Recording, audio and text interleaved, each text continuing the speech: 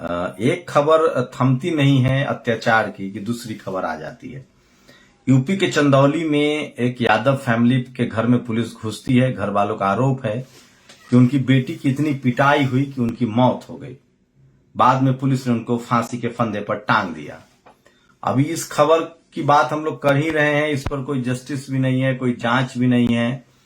Police कप्तान ने आके पल्ला झाड़ दिया। उसके बाद एक दूसरी खबर आ गई है, एक शेड्यूल कास्ट के कनौजिया की एक जाति विशेष के शख्स ने पहले तो हत्या कर दी और लाश उसके घर फेंक दिया।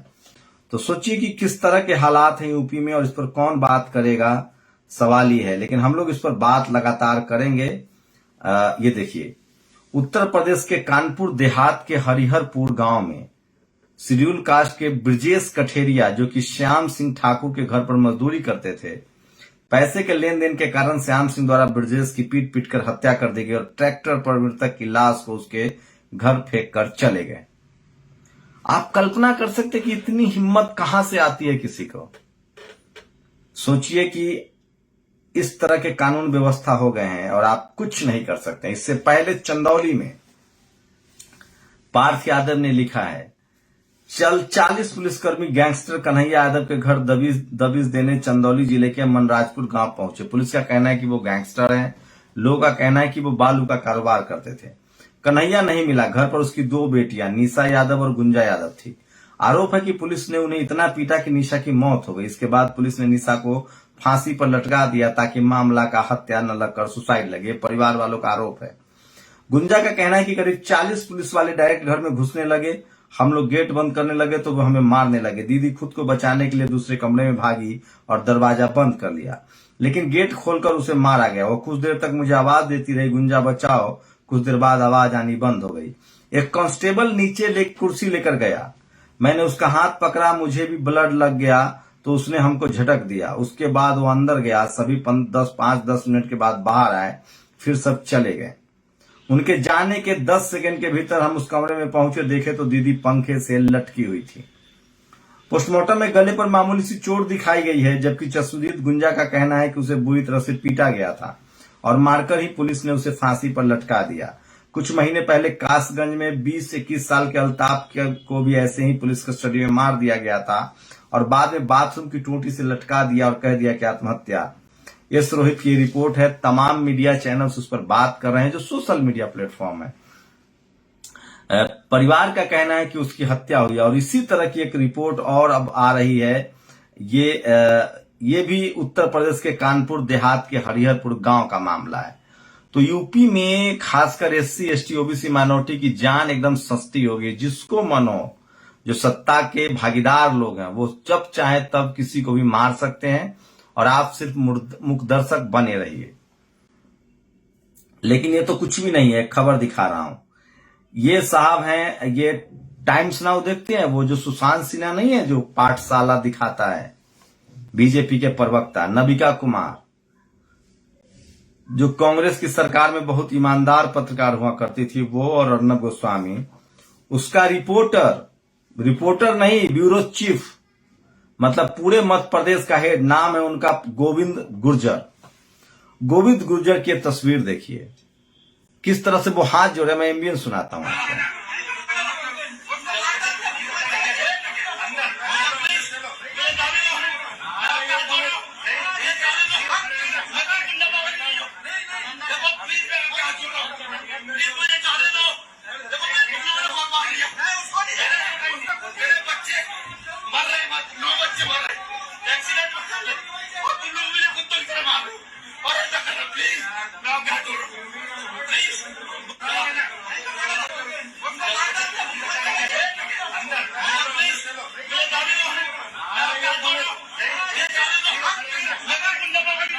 ये खुद पत्रकार है और सोचिए, इस पर टीवी चैनल भी कोई काम नहीं करेगा। इस शख्स का कहना है, जो इनका नाम है मध्य प्रदेश के गोविंद गुर्जर। ये मध्य प्रदेश के पत्रकार गोविंद गुर्जर को बंसल अस्पताल के स्टाफ ने पीटा। बुलडोजर मामा कुछ करेंगे। वैसे तो वर्ल्ड, सोचिए, वहां इनका कहना है कि खुद शिवराज सिंह चौहान ने भर्ती करवाई थी बच्चों की। ये देखने जा रहे थे इनके साथ इस तरह की मार। ये देखिए, आपके अस्पताल में आपने मेरे बच्चों को भर्ती कराया, आपने मदद की, बहुत शुक्रिया। लेकिन मेरे बच्चों का क्या एक और देखिए। आप पता है किया मेरा, आपके अस्पताल में आपने मेरे बच्चों को भर्ती कराया, आपने मदद की, बहुत शुक्रिया, लेकिन मेरे बच्चों का क्या हाल किया है आप पता है। इतने सारे लोग विजिटर्स मिलने आ रहे हैं, मैं किस किस को समझाऊं। ऐसे में अगर मैंने थोड़ा सा भी गुस्सा कर दिया तो उसका मुझे ये प्रणाम दिया, मुझे मारा गया, पीटा गया, कुत्तों की तरफ पीटा गया हुआ। मैं हाथ जोड़ रहा हूँ कि भाई जाने दो, मुझसे अगर थोड़ी सी भी गलती हुई तो मैं माफी मांग लेता हूँ। फिर मेरे बच्चे जिंदगी और मौत के कोई झूल रहे इस अस्पताल में पड़े हुए, जिनको मल्टी फ्रैक्चर हुए हैं और जिंदगी मौत की भी झूल रहे मेरे बच्चे।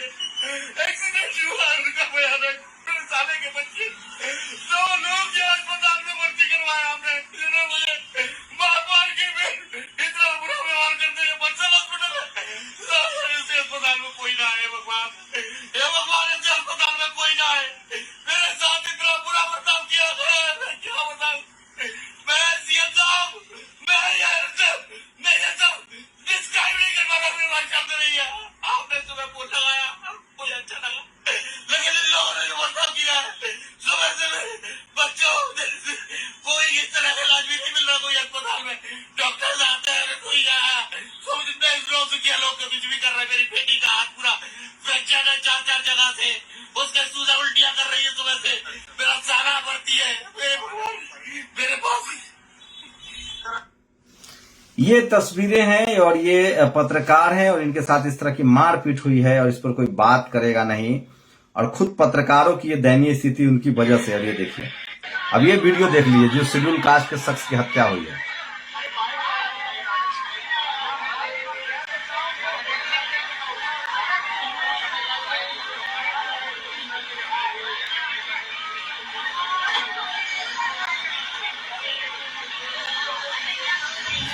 तो सोचिए, पूरे देश में जातिवाद अपने चरम पर है और सबसे ज्यादा जाति के नाम पर हत्याएं हो रही है। जो तमाम शोषित वंचित समाज के लोग हैं उन पर हमले हो रहे हैं, खासकर शेड्यूल कास्ट सबसे ज्यादा भुक्तभोगी है। आदिवासी समाज की तो खबर भी नहीं आती है, हम लोग की भी पहुंच नहीं है, सोशल मीडिया पर उनके कोई एक्टिविस्ट नहीं है।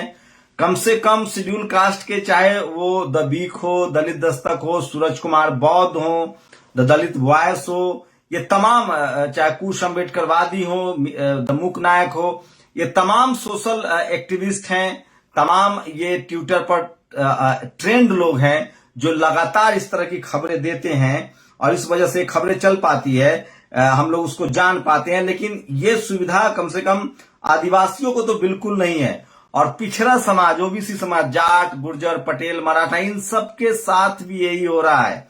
आप कल्पना नहीं कर सकते, और इनकी बात करने वाला कोई नहीं है।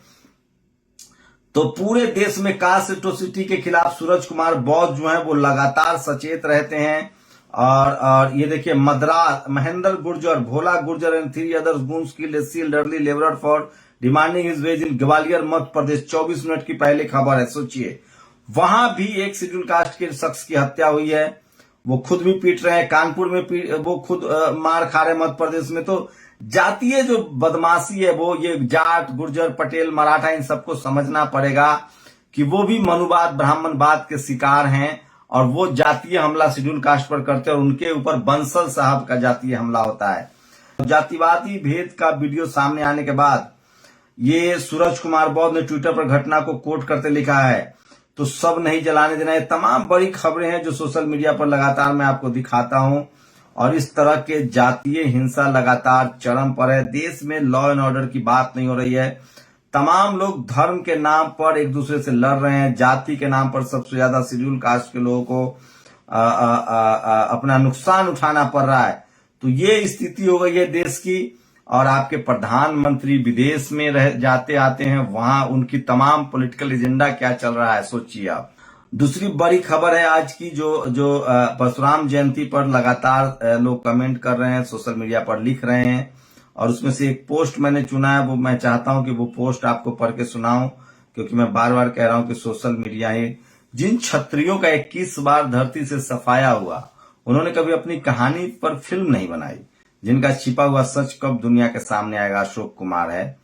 तो ये देखिए, और गहलोत साहब कठोर कार्रवाई की होती तो ये परिणाम न होते। पूरे हफ्ते अमन चोपड़ा, सुशांत सिन्हा, रिपब्लिक जी इत्यादि ने चलाया कि आपने दिल्ली की मस्जिद के बदला लेने के लिए अलवर के मंदिर को गिरवा दिया। इस तरह की फर्जी कवरेज से आगे दंगा भड़कना स्वाभाविक है। सांप्रदायिक सद्भाव, सोचिए आज अलवर में फिर से दंगा भड़का है। और समझिए, आप सोचिए, मैं कल एक सुप्रिया श्रीनेत है, कांग्रेस की प्रवक्ता है, जब मैंने उनसे पूछा कि आपको क्या लगता है मीडिया में जो सरकार के पक्ष में लहर है उसकी वजह क्या है, तो वो कह रहे हैं कि मीडिया वाले डरे हुए हैं और पैसा मिल रहा है। मैंने कहा सरकार तो आपकी भी थी, पैसा तो आप भी दे रहे थे, तब आपसे क्यों नहीं डरते थे। तो कांग्रेस डेमोक्रेटिक है, उनको ये भी अंदाजा नहीं कि कास्ट डाइवर्सिटी, चूंकि एक जाति विशेष के लोग हैं जिनकी आइडियोलॉजी है बीजेपी के साथ, वो इस वजह से वो बीजेपी के साथ है। और दिलीप मंडल ने लिखा है, ईसाई धर्म और इस्लाम के आने से पहले भी भारत भूभाग में कुछ लड़ाइयां चल रही थी, वरना इतना क्रोध, इतनी हिंसा, इतने हथियार क्यों, सारे देवता हथियार बंद। सच तो यह है कि मुसलमान और ईसाई शासक आने के बाद ये हथियार एकदम खामोश हो गए। हिंदू धर्म का मूल स्वभाव वर्चस्व के लिए आपस में लड़ना है, बाहर से किसी शासक के आने पर आमतौर पर सरेंडर हो जाते हैं। हिंदुओं के लिए महत्वपूर्ण है अपने समाज का शिखर बनना। मुझे गलत साबित कीजिए। तमाम लोग जो हैं वो परशुराम जयंती के बहाने सब डिस्कोर्स शुरू कर रहे हैं। मैं फिर कह रहा हूं, इस देश को एक लगातार कोशिश है धर्म और जाति के कबीलाओं में बदलने की। आप एक भारत यूनाइट जाति धर्म से जब तक नहीं निकलेंगे, इस मुल्क को तब तक आप मजबूत मुल्क नहीं बना पाएंगे जब आप जाति धर्म से नहीं निकलेंगे। डॉक्टर अंबेडकर ने कहा है कि आपकी खुशियां एक हो, और अगर खुशी एक नहीं भी है, अलग अलग धर्म है, अलग अलग जश्न है, तो कम से कम आपकी तकलीफें एक हो, तभी आप एक मुल्क बनते हैं। लेकिन सोचिए कि जाति और धर्म के नाम पर किस तरह से लोगों पर अत्याचार हो रहा है। क्या हम एक बेहतर और एक मजबूत मुल्क बन पाएंगे? आप लोग की क्या प्रतिक्रिया, अपनी प्रतिक्रिया जरूर दीजिए। शुक्रिया।